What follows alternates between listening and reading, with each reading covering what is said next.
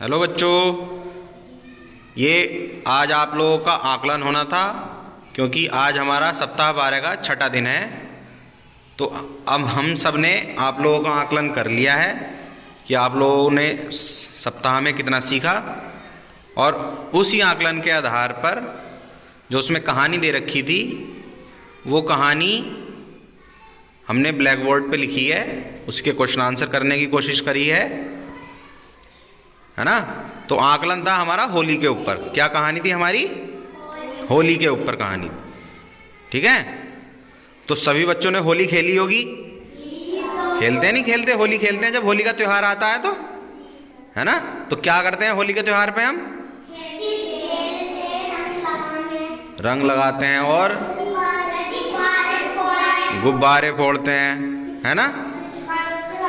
हाँ, तो ये हमारी कहानी है जिसको हम देखेंगे, पढ़ेंगे कि लिखा हुआ है कि होली रंगों का त्योहार है। होली के दिन सभी लोग रंगों से खेलते हैं, एक दूसरे को लाल, हरा, पीला, नीला गुलाल लगाते हैं। मथुरा की होली बहुत मशहूर है। जो मथुरा शहर है हमारा, है ना, तो वहाँ की जो होली होती है वो बहुत ही मशहूर है, यानी कि फेमस है, यानी कि उसे सब लोग जानते हैं कि वहाँ कितनी अच्छी होली मनाई जाती है।